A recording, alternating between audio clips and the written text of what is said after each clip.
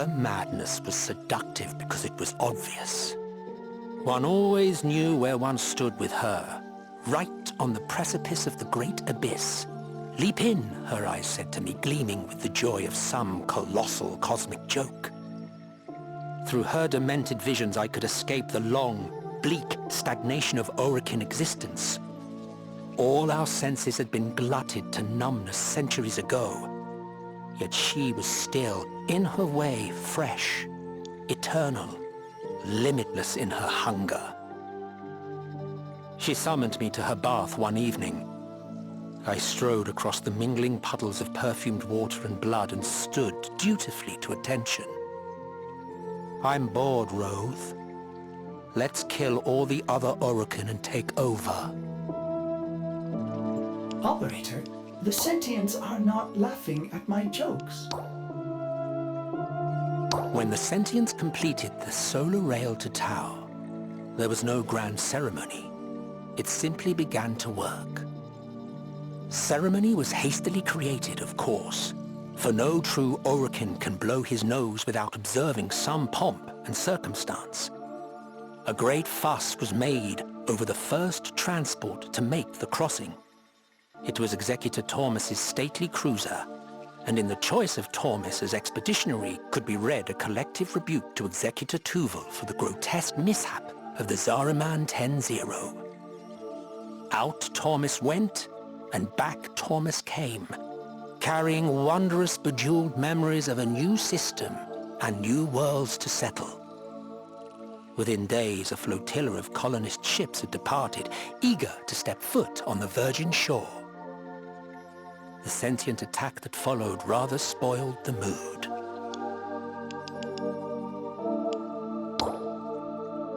For so long, the Orokin Empire had no enemies. Its military existed merely to pursue petty grudges, house against house, executor against executor. When the sentients attacked, we knew a unity long denied to us. The Dax drew their swords against something other than an insolent peasant or a larcenous trader. The emperors, the deathless titular rulers of the empire whose power was vested in the executors, lurched awake on their dusty golden thrones. War.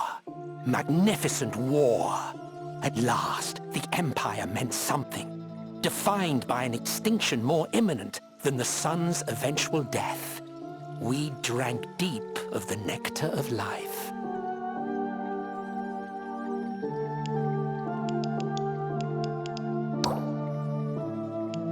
We did not expect to lose. After the Sentients' first expeditionary strike, we had prepared a punitive counterblast. The Gilderglass Enchantress rose out of Ceres fog on lethal wings, a galleon laden heavy with drones and silver-armored myrmidons. Circuitry, fine as mist, formed a delicate lace beneath their translucent plating. So vast she was that she barely cleared the edges of the solar rail. The Sentients made sure we saw the outcome. They sang and our technology failed. Our warriors struggled and suffocated inside their shining suits. The crew of the Gilderglass Enchantress roasted alive as she swan-dived engineless through the skies of Tau, a complex and costly firework.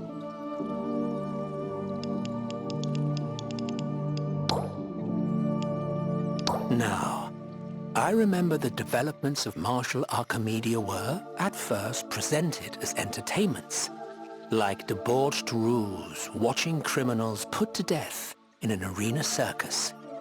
We fancied we were coming up with new and titillating ways to dispatch a far inferior foe. How we flattered ourselves.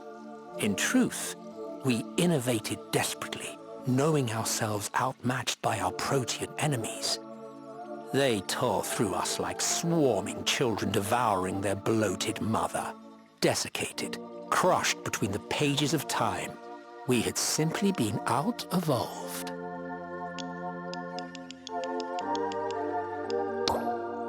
We did not think of the sentients as a them so much as an it. We faced legions hurled at us with no more regard for their individual lives than corpuscles have. there were cells in the body of a sprawling, malevolent mass. We were, I think, too conditioned by our experiences with the infestation, a hive mind of quite a different order. The sentients had been given a mandate to evolve, and their only model of the endpoint of such evolution was us. They were returning to the origin system not just to obliterate the Orokin, but to replace them and ultimately perfect them.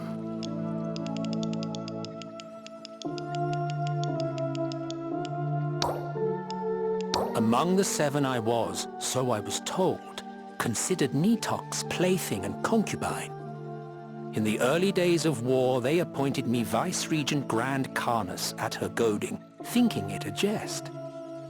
How quickly their laughter turned to solemn applause as I brought home the news of one victory after another. The blood of better men dappled me like medals. In secret, I amassed weapons for Nitok. It was easily done. I was too glorious a figure to be suspected.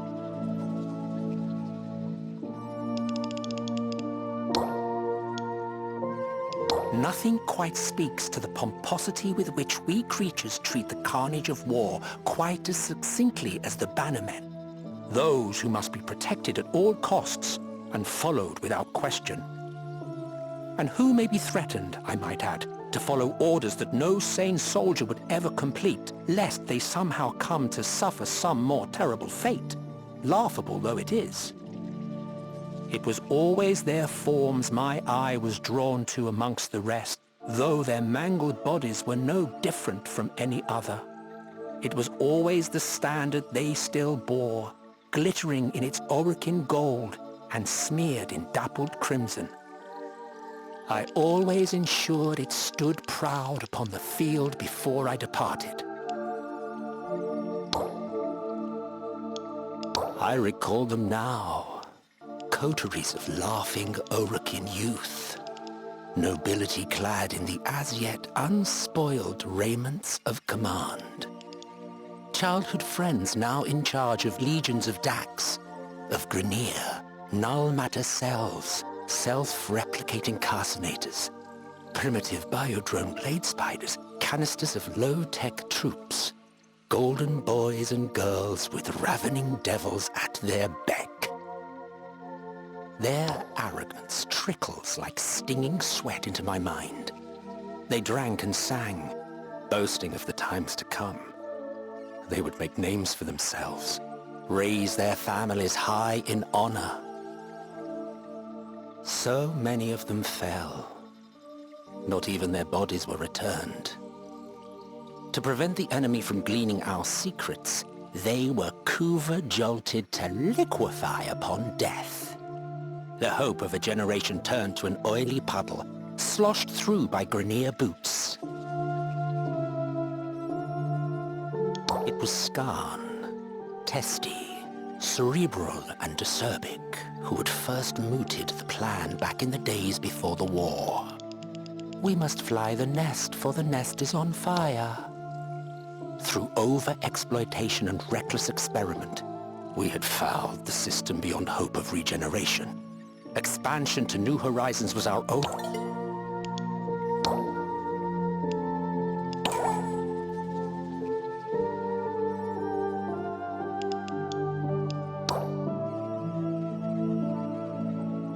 It was Skarn, testy, cerebral and acerbic, who had first mooted the plan back in the days before the war. We must fly the nest, for the nest is on fire. Through over-exploitation and reckless experiment, we had fouled the system beyond hope of regeneration. Expansion to new horizons was our only option now. He too inaugurated the cowardly towers in the void. The dread of a sentient return was so strong in him that he could only imagine retreat to islands within the Void Sea. How little credit we gave the sentients for courage. They willingly endured the Void's scalding fire purely for the chance to punish us. After the first sentient invasion of the system and the disastrous Orokin riposte, a curious silence reigned. We had no word from our people stranded in Tau, and no way to know whether their signals were being jammed or they had been entirely obliterated. I found myself petitioned for opinions. As strategist, I was expected to comprehend the enemy. The sentients could have destroyed the solar rail terminus above Tau at any time, yet the rail was still active. Why? What did they gain from leaving the gate open? Were they united in their aggression? Or did some yet hope for peaceful coexistence? Monstrosity and excess had served us admirably in the past. I was expected to apply them as war tactics. How had we tamed the infestation in our ancestors' time? Rip open the atom's heart like a rosebud, of course. As one, the Seven bade me become a devil with a trident of warheads, a sower with a satchel of rampant radiation. That was the day we learned the sentients were not only capable of nullifying our technology, but also of commandeering it. The flock of wicked little leveler drones we sent out came winging merrily back to us, still heavy with bombs, chortling in unknown syllables, detonating in the midst of the very motherships that dispatched them.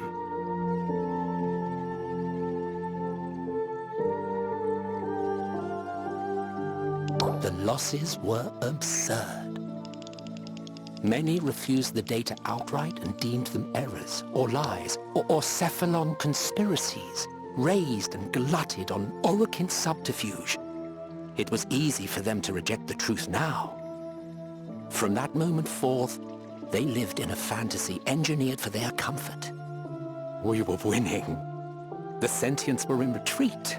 All who thought otherwise were traitors.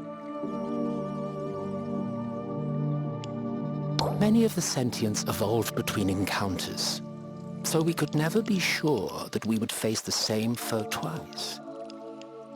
But others remained in consistent form, as if they had reached some plateau long ago. Perfected killers. They brought the same cold horror that a shark does. It was insanity. How could I strategize around the behavior of sentient crab ships when no sooner had my tactics been perfected than the crab ships were replaced by worm ships? And how long before those worm ships were themselves replaced by some new monstrosity? All we could do was go backward. Progress had been fatal. Old traditions, time-hallowed paths of honor and discipline were owed their due. I was effortlessly expert with many of our weapons, but I excelled in the use of one. The lie. I brandished it most often against my own troops. I whipped them to the bone with lies of duty and discipline. I smothered them with the lie that the war could be won. I pierced them with the lie of my favor, my most esteemed regard for them. Alone, in private, I turned that weapon on myself.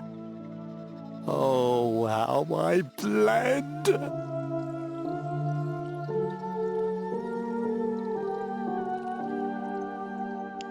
Trayvon, I watched you hurl your railjack into Pragas's Maw. Distracted, feeding greedily on you and your men, she never noticed my own ship speeding away. You laid down your life for your superior officer. I felt your selflessness like a slap in the face. Mariner, you gave me your body. Together in that trench, we drank kuva. My hand shook and my gashed throat leaked, but I kept enough drops down for it to take. I remember your last salute, the fading. Then I blinked open the eyes that had been yours and saw my gutted corpse dead in the mud. Rostic, Something wrong in the cloning process, they said? What else could make a Grineer stay at his turret while burning alive? Even a rat understands self-preservation. No, your defect placed you above them. At first, the Warframe seemed more of an artistic statement than a legitimate weapon. The war was all but lost. The sentients were unvanquishable. Let us, then, create these strange and surreal warriors and arm them with weapons of ancient pedigree. At least our defeat shall be beautiful, memorable. But against all expectations they prevail. Soon, stories of outrageously improbable heroism filtered back from the front. Warframes had appeared from the sky, angel-like, liberating captives and devastating sentient strongholds. Even alone, they were miracles. In groups, they were gods. Little wonder, then, that they were seen as mere propaganda.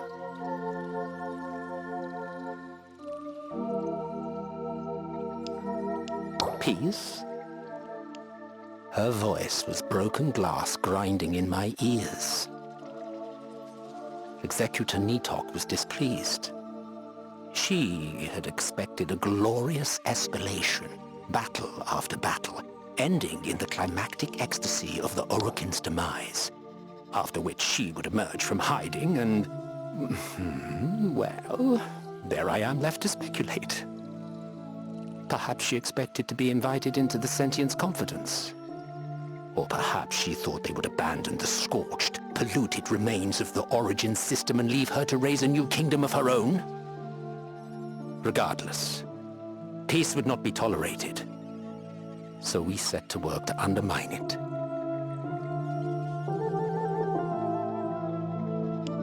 Among the 7 executors, Ballas had styled himself first among equals. Ever the diplomat, ever the honey-voiced persuader, he resolved the grudges and disputes of the others. I found to my utter glee that he was now the rose caught between 2 thickets of thorns. The warmonger faction headed by Nitok pulled one way, the pacifist under Skarn pulled another. Ballas was obliged to decide and earn the scathing enmity of whichever Kade he did not side with. For reasons I cannot guess, he chose peace. It was 4-3, so the ravening sentients were suddenly allies and friends. One way or another, he shall come round, Nitok promised, even as I was dispatched to seek out malcontents among the garrisoned Dax. I understood from the start, both on the battlefield and in the bedchamber, the path to victory through seeming submission. Where the enemy finds you yielding, there you can be sure he will push, and so you may easily trip him. Lackey, they called me. Lapdog. Nitok thought herself in control. How subtly I guided her. Roath, the bloody-handed. Roath, the ogre fattened on the bodies of his men. Spendthrift of lives. As if I battled only for the battle's sake. No. The Orokin Empire must end. For that to happen, the war must continue. Only defeat, absolute and irrevocable, would topple those 7 golden gargoyles. Not even Nitok knew my true heart. She thought I aspired to rule alongside her.